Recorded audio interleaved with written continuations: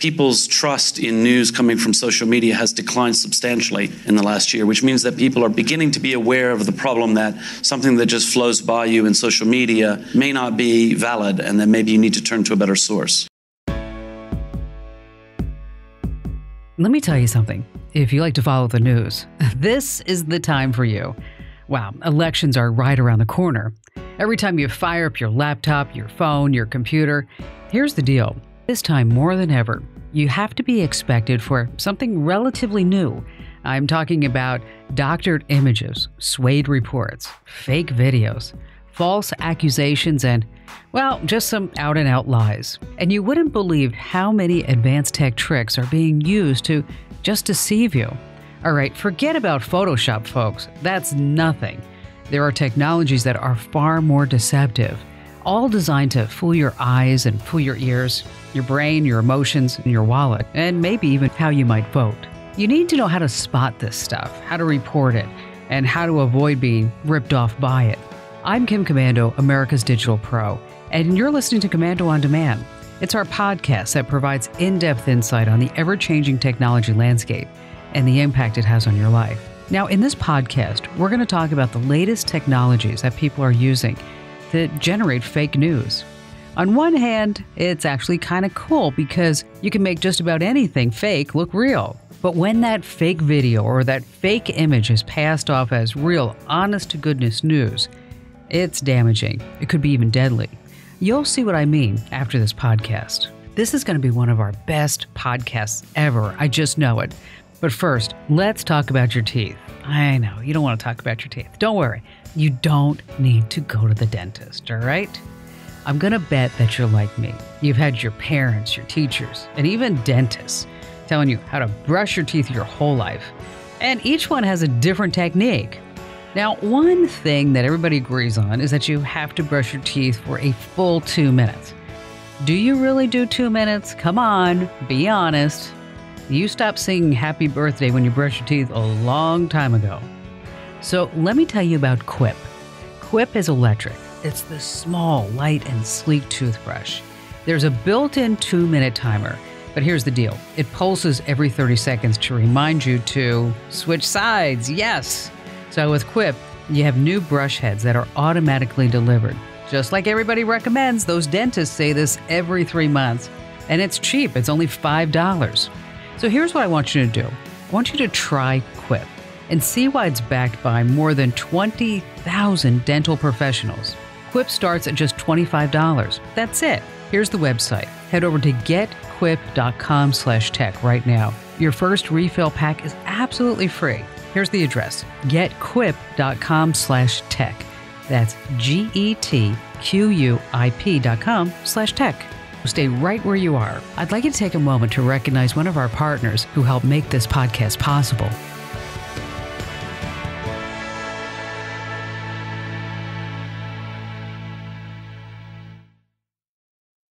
All right, welcome back. Fake news. I know. All the social media and news platforms are pointing fingers at everybody else and crying, fake news, fake news, fake news. All right. And nobody wants to be called a faker. Mark Zuckerberg certainly doesn't. He actually banned Alex Jones's InfoWars on Facebook to get away from that fake news moniker. Then Facebook placed ads in India to warn them about fake news on WhatsApp. And then WhatsApp took action. They came out with a feature that gives posters a way to check their sources before they just open up Pandora's box. And then YouTube came in. They joined the cleanup, spending millions of dollars to reduce the spread of conspiracy theory and more fake news videos. So suddenly there's this hunger for truth, and everyone in the media is all around it, right? Well, not right. It's never been right. Not long after photographs were used in the news, publishers quickly figured out that photos can be used in a way to sway public opinion. And fake news was born, I guess. At one time, you might remember, people mostly relied on radio.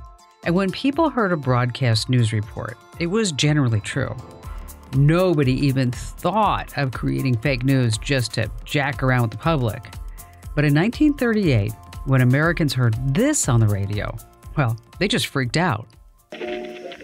We are bringing you an eyewitness account of what's happening on the Wilmuth Farm, Grover's Mill, New Jersey. Ladies and gentlemen, am I on? Ladies and gentlemen, Ladies and gentlemen, here I am, back of a stone wall that adjoins Mr. Wilmer's garden. I'll give you every detail as long as I can talk and as long as I can see. More state police have arrived. They're drawing up a cordon in front of the pit. About 30 of them. Oh, yes, I believe it's Professor Pearson. Yes, it is. Now they've parted, and the professor moves around one side, studying the object, while the captain and two policemen advance with something in their hands. Wait a minute, something's happening. Humped shape is rising out of the pit. I can make out a small beam of light against a mirror. It strikes them head on. Lord, they're turning into flames. Now the whole field's caught up by the woods, the barns, the gas tanks of the automobiles spreading everywhere. It's coming this way now, about 20 yards to my right. Ladies and gentlemen, due to circumstances beyond our control, we are unable to continue the broadcast from Grover's Mill. Evidently, there's some difficulty with our field transmission. However, we will return to that point at the earliest opportunity. In the meantime, we have a late bulletin from San Diego, California. Professor Indelkoffer, speaking at a dinner of the California Astronomical Society, expressed the opinion that the explosions on Mars are undoubtedly nothing more than severe volcanic disturbances on the surface of the planet. Could you imagine? Half of the listening audience thought America was really being attacked by aliens. There was panic in the streets. And it wasn't even really fake news as we think about fake news. It was Orson Welles' radio drama, you know it, War of the Worlds. But it was so well done, so well produced, so well acted. People just assumed it was really happening. The same thing is true today. People still trust what they read online. So many people never even bother to check the source. I mean, think about what gets shared on Twitter and Facebook. They see this video, it looks real, and they just assume that it's real. Unfortunately, people are posting fake news just to, jack around the public. Fake news is shared, it instantly goes viral, especially in political circles where it's so heated. People will go to any extreme to see their candidate win. Ironically, the BBC, along with the World Economic Forum, brought in some heavy hitters to a roundtable discussion about fake news. Now, this is really interesting because the BBC has been accused of fake news once or twice before. So you have New York Times managing editor Joseph Kahn. He was there, and he answered a question that had been burning in my mind for a while now. And that question is, what's actually causing fake news in politics? I mean, where is it all coming from anyway? I think that the hyper-partisanship in politics, not just in the United States, but around the world, produces the fake news phenomenon as opposed to fake news producing hyper-partisanship. We are in an environment where people lead identity-based political lives, where they are affiliating with certain news and information based on its political value, based on the way political parties are using it. So is the trend of fake news causing a problem in our democracy? All right. That's an interesting question. I know it's really heavy, but here's Joseph's answer. I don't think fake news is the cause of the problem to democracy. I think that the proliferation of fake news is one of the most important symptoms of a decline in sort of shared values and shared sense of truth, quite honestly. The co-founder of Wikipedia, Jimmy Wales, was there too.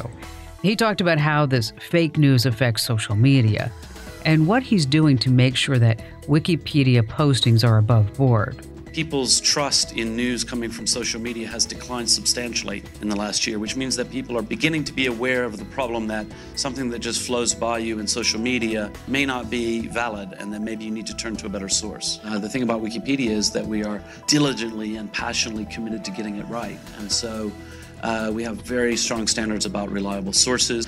We have a very open policy of correcting any mistakes that come into us. Of course, doing serious research, doing serious journalism inherently involves making mistakes from time to time. But the key is you just have to try to get it right. And I think that's fundamental. So there's the political end of fake news. Then there's the war end of fake news. And here's a spoiler alert.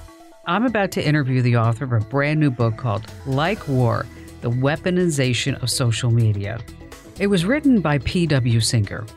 And I have to tell you, I've been reading the book every night in anticipation of this interview. It sits right on my nightstand. As a matter of fact, my son Ian walked in. He's like, "Mom, are you reading a book? I mean, is that a real book?" And I'm like, "Oh my gosh, Ian, I can't put it down." But anyway, that'll be in a podcast a couple of weeks from now because I want to finish the book before I interview him. But it ties all into this because social media can be used as a powerful weapon to upset the masses. For instance, a Master Sergeant friend of one of our writers was serving in Iraq. It was a calm day, and she and her troops were enjoying a nice, relaxing day in the sun. Well, the next thing she knows, her mother calls, completely upset, freaked out, because get this, the U.S. News said they were under fire. And she was like, "No, Mom, we're all just sitting here like getting our vitamin D and sunbathing." So you can never assume that you're getting the whole story from something that's happening overseas. Another case in point, Hollywood director Richard Shaw. His buddy, Dan Gordon, was at the Gaza fence serving as a reserve duty captain. But he's also an Israeli-American screenwriter. He's a novelist and playwright. Dan and I have known each other for many years, and he's a screenplay writer out here in Hollywood, and also is a captain in the IDF in Israel, has dual citizenship. So Dan and I get along really great, and he told me he was going to be at the Gaza fence to help Israel. And I said, "Look, you got to tell me what happened when you get home, because I'm just disgusted over the whole mainstream news media's reporting of this, because it's completely twisted and backwards, and it's like they know what the truth is and don't want to say, or maybe they don't even know what the truth is." And as you know, there's footage of the Gaza fence everywhere online. It's a very violent scene. Here's what he says really happened. I said, "How did Hamas get all these people up against the fence and protesting, demonstrating, and violently?" And he said, "They paid him." And I said, "Well, what were the terms?" He said, "Each family that did it got $100. He said, "But if you got shot in the process, they would pay you $250. So I'm going, well, that kind of answers a few questions, because there's no jobs in Gaza. Well, I guess that's one way to make money and make news, but it's not ethical or particularly healthy either. And since I'm not there, I really don't know what happened. There are so many different videos out there, it's hard to tell the truth from a political spin. So there's another side to fake news. I'm talking about paid actors. You have to be very careful when you accuse people of being crowd actors or crisis actors. A couple of years ago, we were building our new studios here in Phoenix. Well, we were still at the old studios while the new ones were being built. So I'm getting ready to pull into our parking lot. And there are people standing with signs in front of the old studios. And they're carrying signs that say, "Shame on Westar, shame on Kim Komando, shame on Westar." And they have those megaphones and they're shouting it out so everybody on the street can hear, "Shame on Westar, shame on Kim Komando." Well, I'm like, what the heck's going on here? And they stood there for 6 weeks. Well, let me tell you what's really going on. One of the contractors who was working on our building, our new studios, well, he used some electrical contractors who weren't part of the union. So apparently and allegedly, the union hired people just to stand in front of our old studios holding these signs that said, "Shame on Westar" and "Shame on Kim Komando," to kind of somehow convince the contractor to use union workers. So I went out there and I offered them some water because it's Phoenix and they were hot. So I handed out the water and I said, "Hey, so what do you guys do?" And they said, "Well, not really anything. We're just making like $10 an hour saying, 'Shame on you.'" I'm like, "Okay, great. Have a nice day." But it's not just that. I remember when grieving, horrified parents at one school shooting were being grilled because people actually thought that they were crisis actors. Well, it turns out a careless poster shared photos of them that were taken completely out of context. I mean, seriously, it's bad enough that parents have to deal with the unimaginable grief of losing a child, much less have to deal with accusations of being called crisis actors. We really won't ever know if there were crisis actors in a crowd like that. It really doesn't matter when lives have been lost, but seriously, it's just best to leave it alone. Real or not, one thing's for sure, there's no end to the deception. When one trick becomes old hat, another one will be there to take its place. Up next, we're going to speak with an award-winning screenwriter on how realistic special effects have truly become. But first, a quick thank you to one of our partners who make this podcast possible.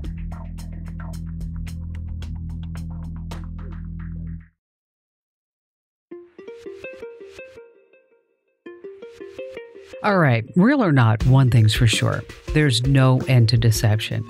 When one trick becomes old hat, another one will just step in and take its place. And that leads us into the next level of fake news. Technology that tricks our eyes. So I'm speaking with filmmaker, editor, photographer, screenplay, and indie film writer, Charles Dutka. Charles owns Quick Fuse Films. That's Fuse with a Z, and Huckleberry Comics. You can Google him if you want. His award-winning screenplays have appeared in film festivals around the country. He's been under contract with Sony Studios, pretty good gig, but not just Sony. We're talking about PlayStation, PS Extreme, Starfire Video, and so many more. So Charles, hey, I'm so glad that you made time for us, and welcome to Komando on Demand. Thank you, Kim. Now, do you remember the old days of the green screen? This was before your time, and I guess mine too, actually. But you would see these guys hanging off buildings or cliffs, but it's got a different name, and it's way more realistic now. Yeah, so it's actually called chroma key. In the old days, it used to be green screen because it was green. Nowadays, it's actually more often blue. Okay, take a moment and just explain to us how it all works. Basically, if you just have a solid color, solid background, you can tell a computer to replace that color of the background with pretty much anything you want. Does the screen have to be a specific color? I mean, does it have to be green or blue? It's better to do it with green or blue because cameras and computers and software can see it better. Yeah, I get that, but it's way more advanced. It's hugely advanced compared to what it was. It's actually chroma key. Now, sometimes it just doesn't work. Sometimes I can totally tell that the actors aren't really there. The difficulty you get with chroma key is that you have actors interacting with essentially nothing. And I think that they do better when they can actually interact with the physical environment. It doesn't have to be 100% practical, but I think if it was like 50% practical, 50% chroma, that'd be great. We do have a full television studio here at Westar Multimedia, but you gotta really know what you're doing to do green screen and chroma key right.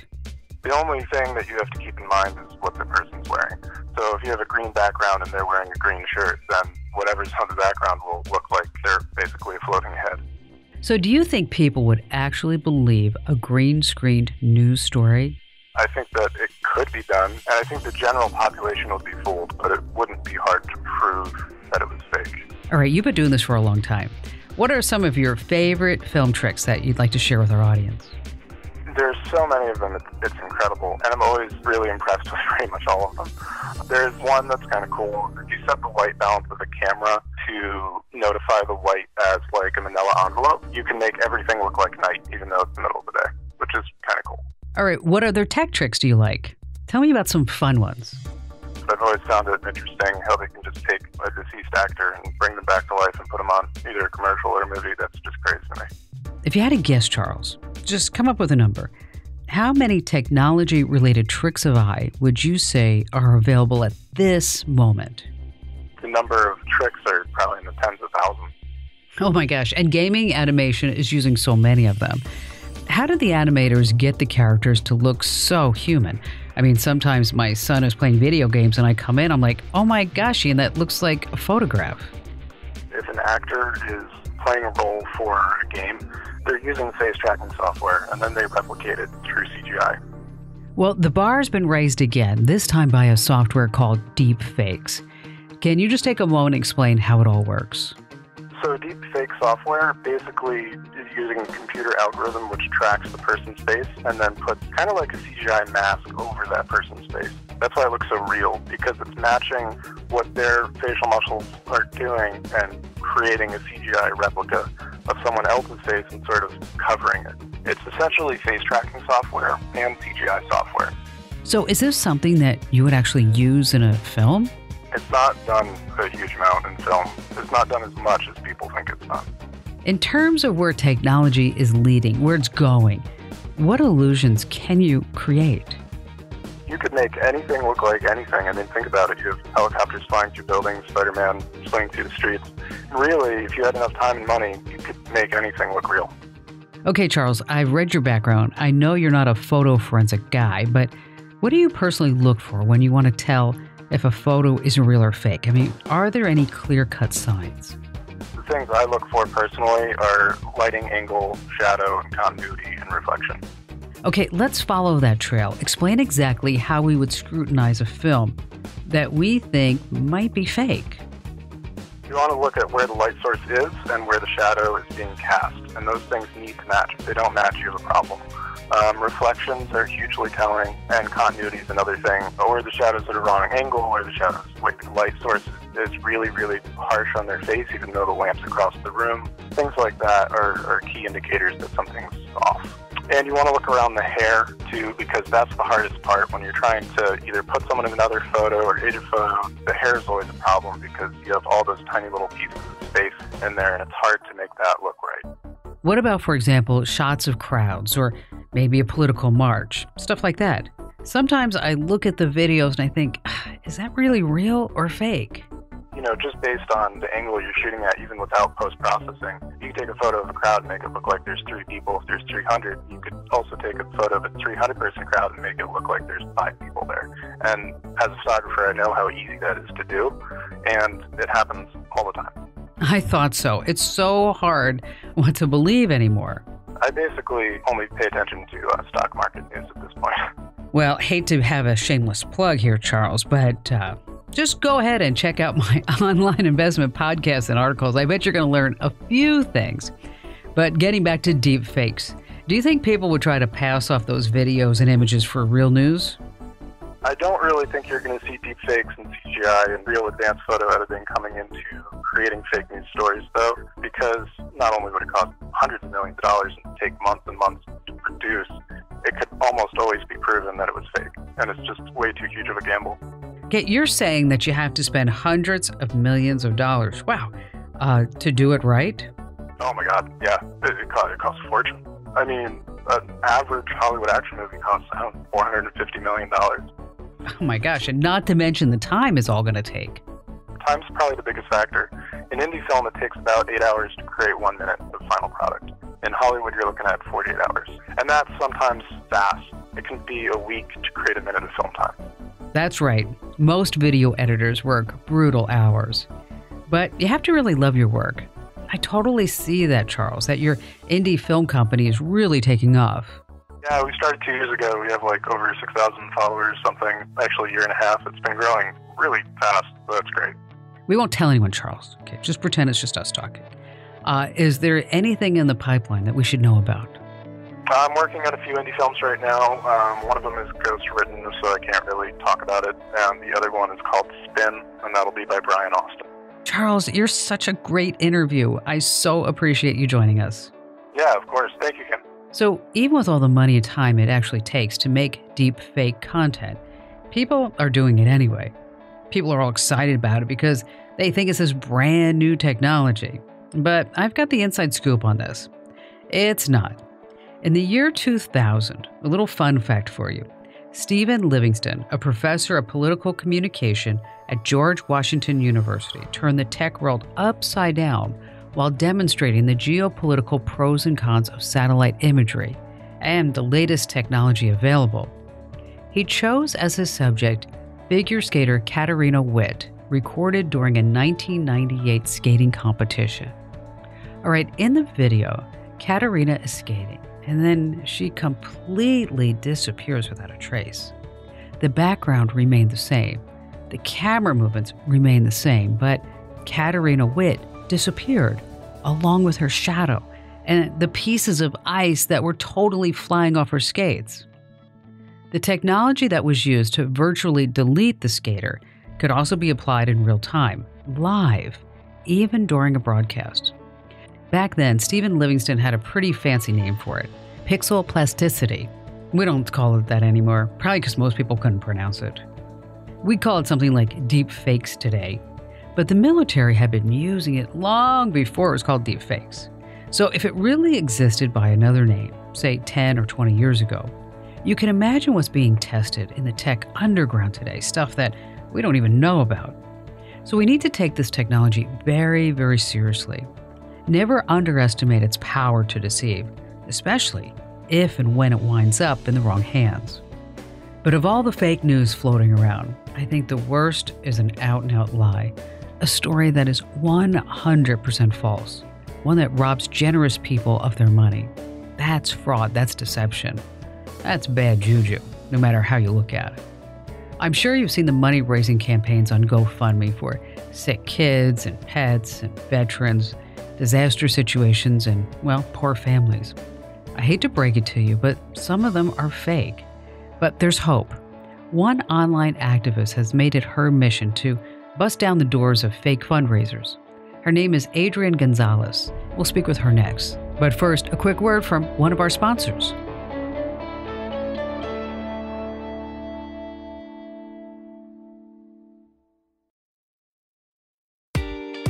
All right, you're back. We've all seen the money-raising campaigns on GoFundMe for the sick kids, the veterans, disasters, pets, and families. And some of them are fake. I'd like you to meet Adrienne Gonzales. Her website has a funny name. It's Go Fraud Me instead of GoFundMe. Hey, Adrienne, thanks for being on the podcast. No problem. Happy to talk to you guys. So, Adrienne, I imagine you just didn't wake up one morning and say, hey, I think I'd like to start Go Fraud Me. What was behind it? Well, it was actually a fake fundraiser that got me started. I don't know if you remember the story of Bart the zombie cat from several years ago. The person had put up a campaign raising money for his cat's medical bills, but the medical bills were being paid for by the Humane Society. So the campaign was obviously fraudulent. GoFundMe did not take it down, and so that got me thinking, how many other cases like this are out there? And when I started looking, it was really shocking. And given that this was 3 years ago, it's really exploded since. All right, that's totally illegal. What's the punishment for something like that? So, when I first started, there were very few, if any, cases of police pursuing charges against people who've put up fraudulent GoFundMes. Since then, though, there have been several people who've been arrested, who've paid fines, things like that. So, there aren't specific laws that surround GoFundMe, and I think that was part of the problem in the beginning, is that the law hadn't quite caught up to the technology. But there are still existing laws that cover theft by deception, wire fraud, communication fraud, so those things are still covered, and they are definitely being prosecuted. So is it illegal? In some cases, yes. Mm-hmm. GoFundMe really doesn't validate the campaigns. They let anybody post pretty much whatever they want to. GoFundMe says this themselves in their terms and conditions, is that they don't vet campaigns. So anyone can put up a campaign for any reason. They can say they're whoever. GoFundMe claims that they have these proprietary tools and, they're checking for fraud 24 hours a day. But really, what they're counting on is for people to report these campaigns. Now, they've gotten a lot better since my beef with them back in 2015. They're a lot quicker about responding to reports, and as their platform has exploded, they need sort of the community to raise these red flags, because it's just a new campaign goes up every 18 seconds. There's no way for them to keep up with it. Is it different for state of emergency or global disasters? When you deal with more high-profile cases, one example is the bus incident in Canada recently where the hockey players and all that, they are more likely to vet the campaign organizers. But if there's no eyes on something, they're not watching it very closely. I'd like to believe in my Pollyanna state that the photos of disfigured people on the sites are real. I can't imagine any person with a conscience using false disfigurement as a way to make money. So are some of those pictures fake? Well, I know for a fact some of them are because I've busted them. Well, I think by now most of us can tell if a photo has been doctored up. Some of them are pretty obvious. But what if you're not sure? Or worse yet, what if you think you recognize the person in the photo and their photo's being used without their consent? If you think that a photo looks, a little too gruesome or it looks too familiar or whatever it is, you can run that through Google reverse image search.